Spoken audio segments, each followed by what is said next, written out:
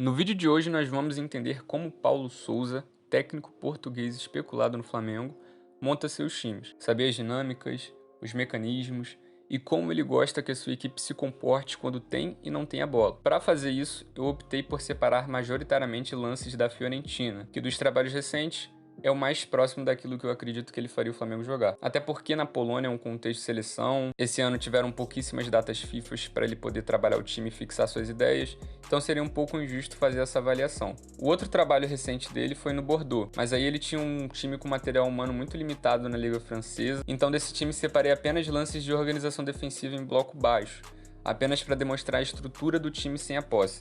Bom, vamos começar falando da construção ofensiva. Paulo Sousa é um treinador que preza muito pelo controle do jogo a partir da posse. Abre aspas. A minha primeira ideia, a minha base, é ser protagonista do jogo. Ou seja, ter um controle do jogo com a bola. Para ter o maior controle do jogo, penso que o início da construção é fundamental. Então, podendo ter sempre superioridade nessa fase, e dentro dessa superioridade, ter também o maior controle de largura e de alguma profundidade, parece para mim que inicio melhor essa mesma construção, o que me permite poder chegar com um bloco organizado no meio-campo adversário, para poder, em zonas de criação, criar contínuas situações de gol. Não à toa, quando ele treinava o Basel da Suíça na temporada 2014 e 2015, e enfrentou o Real Madrid na fase de grupos da Champions, o seu time finalizou 16 vezes a gol no Santiago Bernabéu e 23 vezes a gol em casa. E para pôr em prática tudo isso, Paulo Sousa pratica o jogo de posição. E há uma confusão muito grande entre algumas pessoas do que é essa filosofia de jogo. No meu modo de ver, o jogo de posição nada mais é do que a busca incessante por dominar o seu adversário com a posse a partir da forma como os jogadores identificam, ocupam e interpretam os espaços.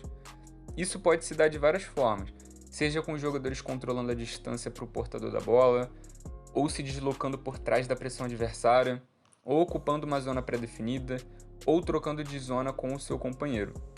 Não tem nada a ver com o jogo de totó, como muita gente faz parecer por aí. Além disso, cada treinador pratica o jogo de posição com suas estruturas e adaptações. Você tem exemplo de treinadores que o tentam praticar de forma ruim e exemplo de treinadores que o praticam com perfeição. Então aí vai de cada um. Então vamos começar mostrando os conceitos na prática. Temos aqui um jogo da Fiorentina contra a Juventus. Fiorentina, ela vai rodando a bola até chegar no lado esquerdo. Percebam agora como o meia que está posicionado entre linhas, aqui no meio espaço pelo lado esquerdo, ele vai baixar, né? Ele vai se oferecer como opção de passe curto, ou seja, ele vai sair da região entre linhas e ele vai descer para poder oferecer esse apoio. Agora, percebam que quando ele baixa para poder oferecer esse apoio e pegar a bola aqui e conduzir a bola, percebam que ficou um espaço aqui. Esse espaço que foi deixado por ele ter saído da sua posição, saído da zona em que ele normalmente fica, ela vai ser ocupada por outro jogador de outra posição. O meio-campista que joga como volante, ele vai ocupar o espaço deixado pelo meia. Isso porque existem espaços que devem ser ocupados segundo o jogo de posição. Então, aquele espaço ele tem que ser ocupado, ele não pode estar vazio, tem que ter um jogador nessa zona para poder ser uma opção de passe por ali, para poder ajudar o time a progredir em campo. Então, ele vai e ocupa o espaço que foi deixado pelo companheiro. E esse é um dos conceitos do jogo de posição, né? A ocupação racional dos espaços. E aí percebam agora também que eu falei no começo que no jogo de posição é muito necessário a questão da identificação dos espaços, ter jogadores que se movimentam nas costas da pressão adversária, se movimentam também para poder gerar linhas de passe. E aí percebemos aqui como há um espaço que foi deixado, né? Porque esse meia, o Ilicic no caso, ele também baixou para poder oferecer apoio ali. Acabou deixando esse espaço aqui. O Bernardeschi, que parte da direita para dentro, ele vai perceber que existiria ali uma janela de tempo em que poderia ser uma opção de passe, né? Daria para dar um passe aqui, uma linha de passe, mas foi uma janela muito rápida, depois o jogador vai fechar esse espaço. Mas percebam, é só para vocês perceberem como o jogador ele já reage rapidamente, como eles são induzidos a identificar o espaço e imediatamente se posicionar nele para poder ser uma opção de passe. Então, vamos dar aqui sequência na jogada. Ó, percebam, ele se movimentou para cá para poder ser uma opção de passe. Aí o que acontece? Como o Illicit ele saiu desse espaço aqui, ele deixou de ocupar esse espaço para oferecer apoio, o outro meio-campista ele vai ocupar aquele espaço. Então ele faz a corrida para poder ocupar aquele espaço que o Illicit deixou. E aí depois eles vão alternar de posição novamente. O jogo de posição é isso. É você ter as suas posições pré-definidas, mas que elas não são ocupadas somente por um jogador. Existe a troca de posições, mas sempre havendo essa ocupação.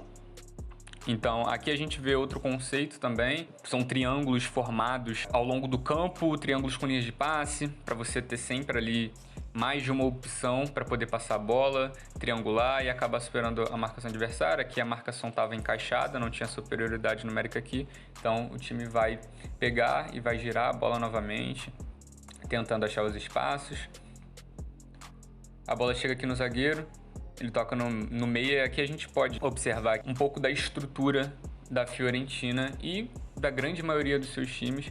Ele geralmente usa essa estrutura com bola, que é o 3-4-2-1, ou seja, você tem ou 3 zagueiros mesmo, ou 2 zagueiros e um lateral formando um primeiro trio, né? Um lateral mais defensivo. Tem uma linha de 4 em que tem um ala de um lado, um ala esquerdo, tem um ala direito que está aqui, não está aparecendo na imagem. E por dentro, você tem 2 meios que se posicionam entre linhas. Geralmente um canhoto e outro destro. Jogadores que têm uma capacidade de jogar por dentro. E aí um fica no meio espaço pela esquerda. Meio espaço é essa região aqui. Não é o corredor lateral aberto. Seria o segundo corredor, assim, entre aspas, após o corredor lateral. Seria mais ou menos essa faixa do campo aqui, assim. É como se fosse um corredor central pela esquerda. E o meio espaço direito seria o corredor central pela direita. Então tem 2 jogadores que ocupam essa zona aqui e um centroavante mais avançado. Além de, claro, os 2 meio-campistas que ficam na base da jogada. Geralmente é muito comum eles receberem a bola por trás da primeira linha de combate do adversário, ou seja, se o adversário está jogando num 4-4-2, eles recebem a bola por trás dos 2 atacantes, mas eles auxiliam aqui nessa distribuição de bola. Vamos dar sequência aqui na jogada para poder observar a continuidade do lance. O time vai girando a bola, vai tendo aquele jogo apoiado. Mais uma vez podemos ver aqui outra triangulação com linhas de passe. E o time vai circulando, procurando os espaços, tentando gerar os espaços. A Juventus sobe o seu bloco defensivo. E aqui tem muito aquilo, né, do jogo com o goleiro.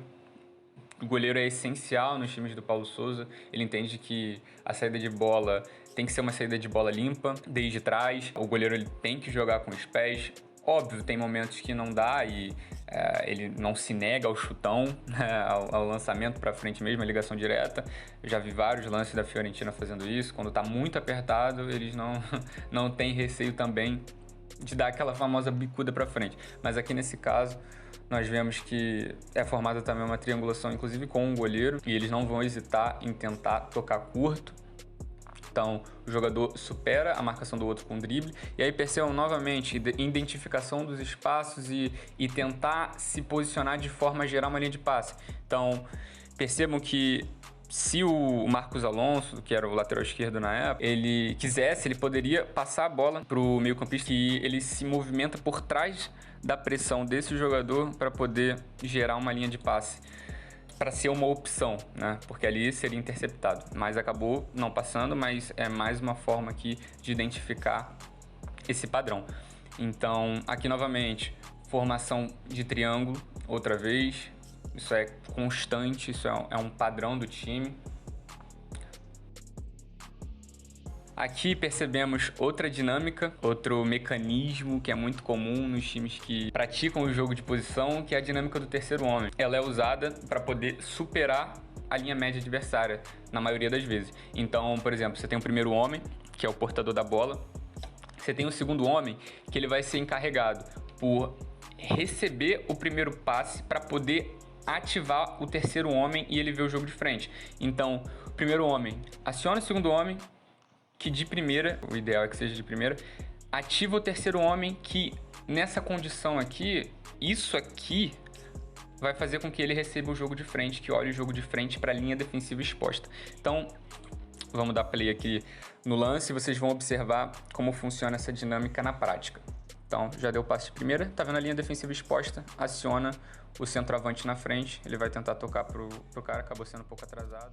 Sem a bola, a postura principal da Fiorentina era de pressionar o adversário na sua saída de bola, subir seu bloco defensivo, independentemente do adversário. Você viu os jogadores subindo para poder pressionar, compactação na briga pela segunda bola, você via jogadores próximos para poder ganhar a segunda disputa aérea.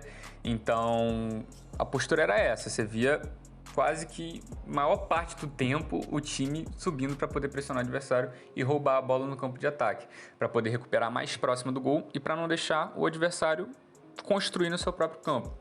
A gente viu no começo a fala do Paulo Sousa dizendo que ele quer ser o protagonista do jogo.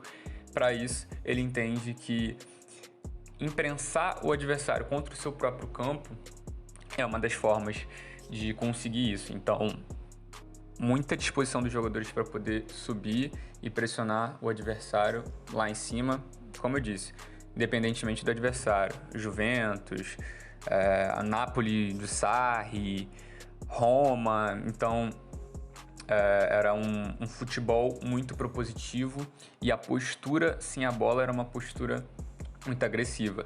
Se perdesse a bola no campo de ataque também, era a mesma coisa.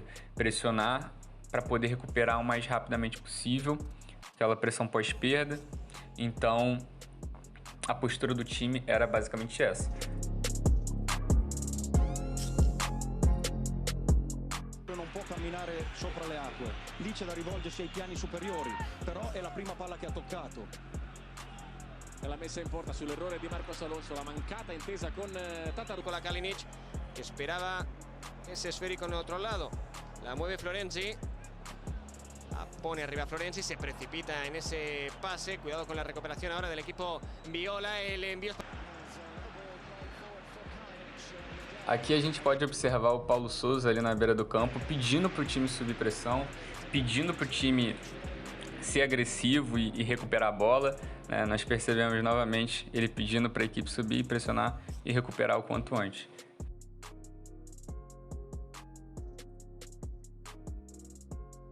La situación, a pesar que en cada momento esto puede cambiar con la calidad que hay sobre el césped. Fiorentina tiene un equipo base que tiene mucha calidad. El balón para Buffon, camino la Juventus de repetir las hazañas de la pasada temporada, ganar Serie A e Copa. Sem a bola, se defendendo em bloco baixo, o time marcava majoritariamente num 4-4-2, seja no Bordeaux, seja na Fiorentina.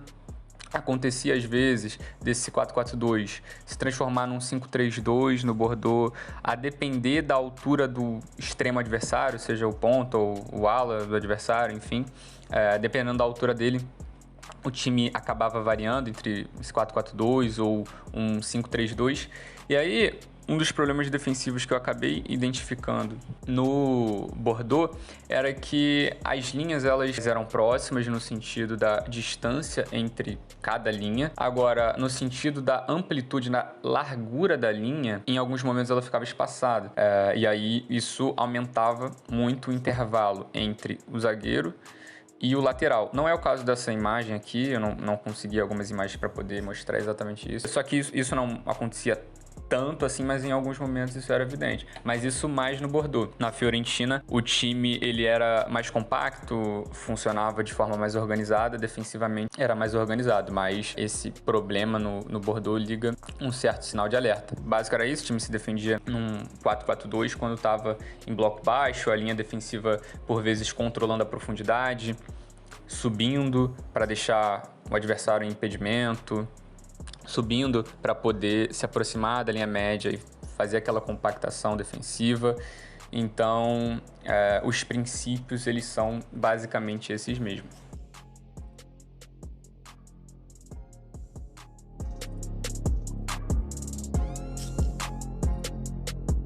Já em bolas paradas defensivas, a marcação era puramente por zona. Você pode observar que não tem nenhuma referência individual, marcação 100% por zona, e eles ocupam espaços pré-definidos.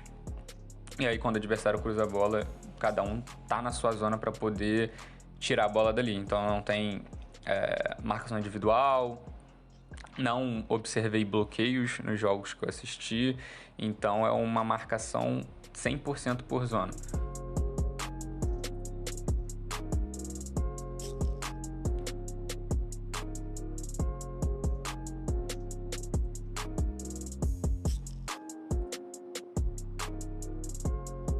Então, pessoal, o vídeo foi esse. Eu espero que vocês tenham gostado. Se você gostou, não esquece de clicar no botão de curtir, se inscrever no canal e ativar o sininho para ser notificado assim que sair um vídeo novo. Isso vai me ajudar muito e vai me motivar a trazer mais conteúdo por aqui para vocês. É isso.